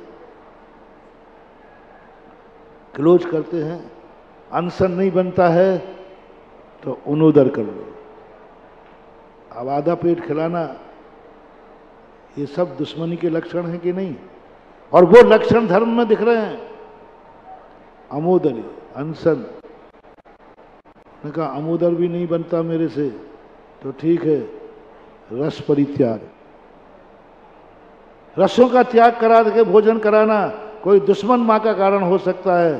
सच्ची माँ रसों का त्याग करा दिया, रस त्याग कर दो, नीरस भोजन, व्रत परिसंख्यान। सीधा कह दो ना कि तुझे भोजन करने नहीं देना। एक पे एक शर्त लगा दी, एक पे एक, नीरस करके आओ। फिर कहते हैं ऐसा कर, तू आहार को उठेगा। हाँ उठना तो है ही। अब देखना ताकत, देखना कितनी बड़ी प्लानिंग है इस सब धर्म की, कितनी बड़ी प्लानिंग है महावीर की, कितनी बड़ी प्लानिंग है जिनवाणी माँ की। जैसे तैसे पहले तो रोका कि नहीं तू खाएगा ही नहीं, नहीं माना तो आधा खिलाया, नहीं रस परित्याग। अब कहता नहीं रस परित्याग भी नहीं बनेगा। अब देखना जो ऐसा कर, तू विधि लेकर आहार को निकलना, विधि लेकर निकलना, जिससे मिले ही नहीं। कठिन से कठिन विधि ले लो, मिले ही नहीं। इसका अर्थ जिनवाणी क्या चाह रही है, तू भूखे ही रहे। फिर जैसे तैसे विधि मिल जाए, लो साहब 32 ग्राम लेना, 32 संतराय रख दिए। यदि ये आ जाए तो नहीं खाना, ये आ जाए तो नहीं खाना। अंत में ज्ञानी सोचता है इतने नाटक करने की अपेक्षा में उपवास ही कर लेता हूं। हाँ तो उपवास करना, यही तो कह रहा था। एक खाने तक में इतनी शर्त है, साता से जैन धन खाने भी नहीं देता। 32 संतराय रख दिए। 46 दोषों को टालना है, 46 दोषों को टालना। संसार में ऐसा कोई भी दर्शन नहीं है जो खाने पीने पे पाबंदी लगाता हो। खाने पीने पे जाकर के कुछ बोले पेट है खाना तो पड़ेगा, कोई दर्शन नहीं। किसी भी दर्शन में खाने पीने पे इतनी चर्चा नहीं, साधुओं को भी नहीं। 46 दोषों को टाल करके कोई भी दर्शन अपने साधु को, अपने फॉलोवर को भोजन की बात नहीं करता। वहां तो ये कहा जैसे तैसे भोजन करो। बौद्ध ने तो यहां तक कह दिया 46 दोष की बात कर रहे हो, शाकाहार नहीं मिले तो मांसाहार मिले तो खा लो, पेट ही तो भरना है। मरता क्या नहीं करता। मांसाहार की छूट दे दी उन्होंने। लेकिन दिगंबर जैन धर्म महावीर स्वामी कहते हैं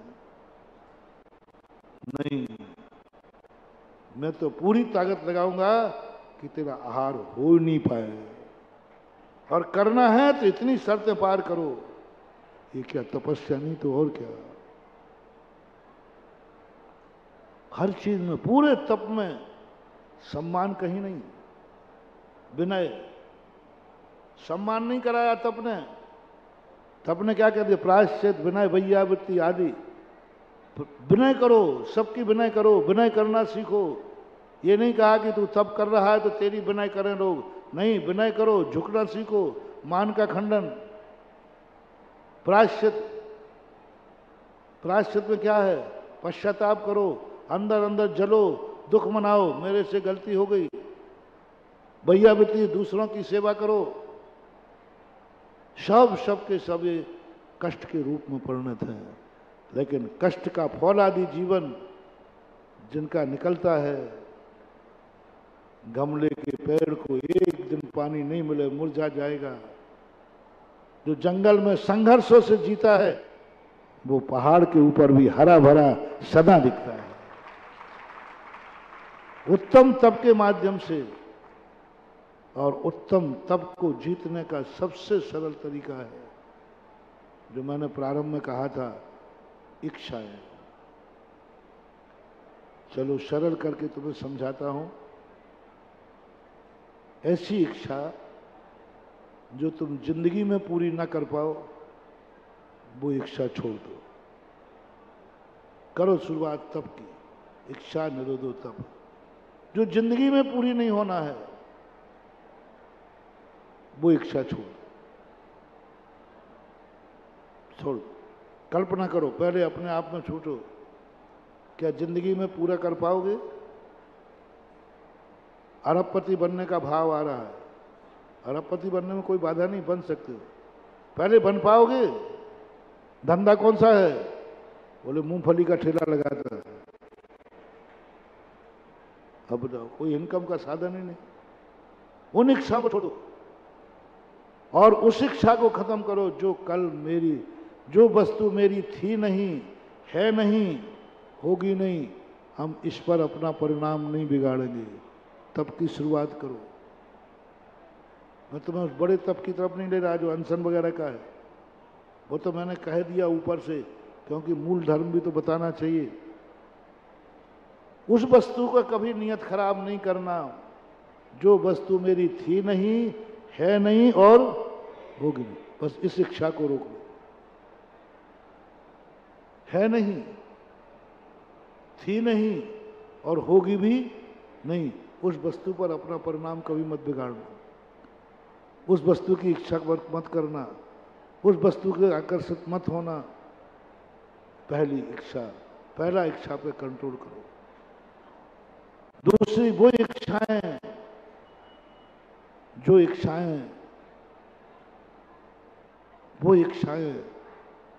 जो तुम्हारे खुद के लिए नुकसानदायक है, तो तुम खुद जानते हो, अनजाने की बात नहीं कर रहा हूं, जो तुम्हें ज्ञान में है कि ये इच्छा पूरी करने में मेरा नुकसान है, मेरा अहित है, मेरी जिंदगी खत्म हो जाएगी, मेरा धन दौलत खत्म हो जाएगा, मेरी इज्जत धूल में मिल जाएगी, मेरा जीवन कलंकित हो जाएगा। जिस जिस चीज को तुम मानते हो ये वस्तु मेरे जीवन में दुखदाई है। मैं कुछ भी लिस्ट नहीं दे रहा हूं, सब लोग अपनी अपनी लिस्ट बनाएं। लिखो क्या क्या चीजें तुम्हारी जिंदगी में दुखदाई हैं, कौन कौन से कार्य तुम्हारी इज्जत को धूल में मिला देंगे, किस किस कार्य में तुम्हारा जीवन संकट में पड़ जाएगा, किस किस कारणों से तुम्हें जेल मिल जाएगा, किन किन कार्य करोगे तो जेल हो जाएगा, किस किस कार्य करोगे तो मौत हो जाएगी, क्या क्या कार्य करोगे तो कंगाल हो जाओगे। बस उनकी एक लिस्ट बना लो, उनकी इच्छाओं का त्याग करो। सप्त विषण,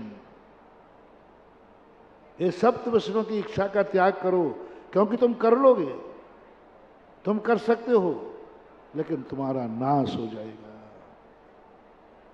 पहला तप, अपनी इच्छा, अपनी जिंदगी के नाश करने वाली वस्तुओं का, कार्यों की इच्छा नहीं करना। जो जो तुम्हें लगे, गुटखा तुम इसलिए नहीं खाना कि तुम्हारे पास पैसे नहीं है, तुम तो बहुत अमीर आदमी हो। अरे बनियों के पास गरीबी के सवाल नहीं, बस इतना सा बता दो, गुटखा खाने से तुम्हारी जिंदगी को तो हानि नहीं है। यदि हानि नहीं है तो खाओ, कोई बात नहीं। लेकिन यदि तुम्हारा ज्ञान कह रहा है, तुम्हारी बुद्धि कह रही है कि नहीं नुकसान तो बहुत है, तो महानुभाव आज उत्तम तप के दिन गुटखा खाना तो छोड़, उसकी इच्छा भी नहीं करना। इतना विवेक सीख लो। यहाँ पर हम शिविर में जाने से एक फायदा देख लो, हमारी जिंदगी में हमने वो कार्य छोड़ दिए जो हमारे लिए नुकसानदायक थे, हमारे लिए अकाल की मौत में ले जाते थे, जो हमारी इज्जत को धूल में मिला देते, मैंने शराब छोड़ दी, मैंने जुआ छोड़ दिया, क्योंकि मुझे मालूम है कि मुझे दुखदाई है। बनाओ लिस्ट उनकी इच्छाएं खत्म करो। आप बहुत चीजें जानते हैं, आपको बहुत चीजों मालूम है क्या क्या चीज तुम्हें नुकसान करती है, वह चीज नहीं करना। शुगर है तो शक्कर नहीं खाना, क्योंकि हमें नुकसानदायक है। बस एक ही बात है, जो जो नुकसान हमारे यहाँ शास्त्रों में आया, 22 अवक्षों के बाद एक अनिष्ट नाम का अवक्ष की चर्चा की। जो जो तुम्हारी जिंदगी को नुकसानदायक है वो सब अवक्ष है। अवक्ष किसे कहते हैं? जिसमें किसी के प्राणों का घात होता हो। तो और चीजें तो अवक्ष समझ में आ गई कि दूसरे जीवों का घात होता हो। जिस वस्तु खाने से स्वयं का घात होता हो वो भी अवक्ष है, चाहे वो रोटी क्यों ना हो।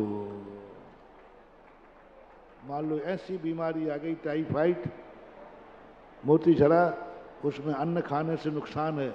यदि तुमने रोटी खा ली तो आपको वही पाप लगेगा जो अभक्ष को खाने वाले का था, क्योंकि अभक्ष ने दूसरों का घात किया है, तुमने स्वयं का घात किया है। इसलिए अनिष्टकारी वस्तु नहीं, अभक्ष खाने का पापी है वो, क्योंकि उसने वो वस्तु खाई है जो उसको नुकसानदायक। शुगर वाला यदि शक्कर खाता है तो नियम से समझ लेना वो अभक्ष खा रहा है, एक मांस खा रहा है, और एक शुगर वाला शक्कर खा रहा है। वो दूसरे जीव को मार रहा है, ये स्वयं की हत्या कर रहा है, और आत्मघात से महाघात। अब शक्कर तो बुरी नहीं है ना, लेकिन किसको? जो तुम्हें घात करे, तुम्हें बीमारी करे, तुम्हें मौत के घाट उतार दे। जिसको कोलेस्ट्रॉल बढ़ गया है, बाईपास सर्जरी, डॉक्टर ने कहा घी तेल खाएगा तो मरेगा, फिर भी खा रहा है, तो आत्महत्यारा है, वो अपना खुद का घात कर रहा है। क्योंकि घातक चीजें, स्वयं घातक चीजें नहीं खाना, स्वयं विनाशक कार्य नहीं करना, जिसमें स्वयं की इज्जत धूल में मिल जाए वो नहीं करना। इतनी इच्छाओं का निरोध कर लो, कोई कठिन नहीं है, इसमें कोई शक्ति नहीं है। तीसरी इच्छा वो कर लो जो अपनों को पसंद नहीं है। तुम जिसको अपना मानते हो, माँ बाप को, भाई बंधु को, पति पत्नी को, बेटों को, आप घर में बैठो, हमारी बात मत मानो, जिनवाणी की बात मत मानो। आज उत्तम तप के दिन तुम अपने परिवार, जिनको तुम बहुत चाहते हो, जो तुम्हारे जो घर परिवार के हैं, उनसे पूछो तुम्हारे लिए मेरी जिंदगी में क्या अच्छा नहीं लगता। तो आज तुम्हें नियम लेना है, जो हमारे परिवार के लोगों को अच्छा नहीं लगता, जो हमें अपनों को अच्छा नहीं लगता, आज के बाद वो कार्य नहीं करेंगे। ये गृहस्थ का सबसे बड़ा तप हो जाएगा। मत करो उपवास, ठीक है, हमारा उपवास तो कठिन है, हमारी क्रियाएं तो यथाशक्ति का, बस इतना करो। जो अपनों को, जो माँ बाप को बुरा नहीं है, उस कार्य को करने की इच्छा मत करना। जो तुम्हारी पत्नी की इच्छा नहीं है, उस कार्य को मत करना। जो तुम्हारे बच्चों की इच्छा नहीं है, नहीं करना। परिवार की जो इच्छाएं नहीं है, ऐसे कार्य को छोड़ दोगे तो भी तुम्हारा धर्माचार तो नहीं होगा, लेकिन कुलाचार का तप तो हो ही जाएगा। हम वो कोई कार्य नहीं करते जो हमारे परिवार को बुरा लगे, क्योंकि हम परिवार को बहुत चाहते हैं। अब 2 मिनट धर्म की बात कर लो। यदि तुम और अच्छे धर्मात्मा हो, तुम्हारा कोई गुरु है कि नहीं? कम सुना मैंने, बहुत सुनाई आ गया, सुनाई। हाँ, छतराल था गुरु, कुछ नहीं फर्क पड़ने वाला। गुरु बनाने का अर्थ है, यदि तुमने गुरु को चाहा है तो वह कार्य मत करना जो गुरु को पसंद नहीं है, क्योंकि तुम्हारा गुरु है। यदि गुरु बनाने के पहले ये संकल्प कर लेना, मैं वह कार्य नहीं करूंगा जो मेरे गुरु को पसंद नहीं है। जो पसंद है वो करना, नहीं करना की बात नहीं कह रहा हूं, वो नहीं कह रहा हूं मैं, अभी उसके लिए बताऊंगा। जो पसंद नहीं है उस कार्य को नहीं करना सबसे बड़ा गुरु के द्वारा किया हुआ तप है। सबसे बड़ा तप, जो मेरे गुरु को पसंद नहीं वो मैं नहीं करूंगा। इसी प्रकार तुम्हारी कोई जिनवाणी माँ है कि नहीं? बस जो मेरी माँ को पसंद नहीं, पूछ लेना माँ मैं श्रावक हूं, पूछ लेना गुरुदेव मैं श्रावक हूं, मैं पिता हूं, मैं बेटा हूं, मैं फलाना, जो भी आप हो अपने आप में। अब इस कार्य में, इस पद पे रहने के साथ साथ मैं वो कार्य नहीं करना चाहता हूं जो आपको पसंद नहीं है। जिनवाणी के पन्ने पे पढ़ो हो, उसमें बहुत सारी बातें लिखी, और अंत में कर सको तो मैं वह नहीं करूंगा जो मेरे भगवान को पसंद नहीं है। यदि ये नियम लिया तो समझ लूंगा कि आप मेरे हैं। जो पसंद नहीं है वो नहीं करना, इसमें यथाशक्ति नहीं लगाना, क्योंकि निषेधात्मक है। अब इसको दूसरा जो तप की बात जो मैंने प्रारंभ में शुरू की थी वो है वो, उसमें मैं आदेश नहीं दूंगा। जो माँ बाप को, परिवार को, गुरु को, जिनवाणी को, भगवान को पसंद नहीं है वो तो टेक टू ऑर्डर, आपको करना ही नहीं है, किसी भी हालत में नहीं करना। मरना पड़े तो मर जा, लेकिन वो कार्य नहीं करेंगे जो मेरी जिनवाणी को पसंद नहीं है। मैं गुटखा यही त्याग कराता हूं, जो बोल प्राण निकल जाए तो भी नहीं खाएगा, यानी तू मरे तो मर जा। गुटखा खा के जिंदा रहना ठीक नहीं है, गुटखा के बिना मर जाता है तो भी ठीक है। क्या कहा? शराब पीकर जिंदा रहना ठीक नहीं है, शराब के बिना मरे तो मर जाए तो उससे कोई नुकसान नहीं है। मरे तो मर जाना, लेकिन खाना मत, इसमें कोई शक्ति की बात नहीं है। दूसरा पहलू है उत्तम तप का, वही करना जो तुम्हारे हित में हो।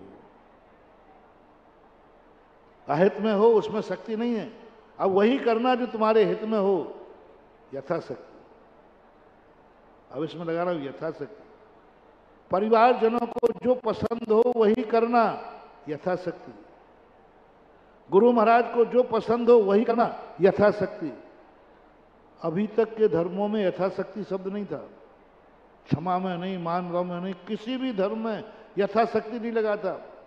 ये दो धर्म ऐसे आएंगे जिसमें यथाशक्ति शब्द पूरे साथ पड़ा है। शक्ति तपस्वी तक त्यागा, तब शक्ति के अनुसार। महाराज को पसंद है तो रहे, लेकिन शक्ति के अनुसार करना। भगवान को जो पसंद है शक्ति के अनुसार करना। पसंद की चीजें करो तो शक्ति के अनुसार, और नापसंद की चीजें करो तो उसमें शक्ति का विचार नहीं करना, उसमें तो मरना पड़े तो मर जाओ। दोनों का मोटिवेशन लेके जाना। उत्तम तप के दिन जो चीज नुकसानदायक है उस चीज को छोड़ने पर यदि मरना पड़े तो मर जाओ। शक्ति मत लगाना, मैं रात्रि भोजन शक्ति के अनुसार छोड़ूं, मैं गुटखा शक्ति के अनुसार छोड़ूं, मैं शराब शक्ति के अनुसार छोड़ूं, नहीं। जो हमारे गार्जियनों को, हमारे हितैषियों को पसंद नहीं है उस पर शक्ति मत लगाना, उसको तो छोड़ने में मरना पड़े तो मर जाओ। लेकिन जो पसंद है तुम्हें, परिवार को, गुरु को, शास्त्र को, भगवान को, उन चीजों के अंदर जरूर तुम्हें शक्ति के अनुसार करना, जितना बन सके उतना करना। आज समय भी हो गया, आज थोड़ा सुबह से गाड़ी थोड़ी लेट चल रही है, कोई बात नहीं। महावीर भगवान की।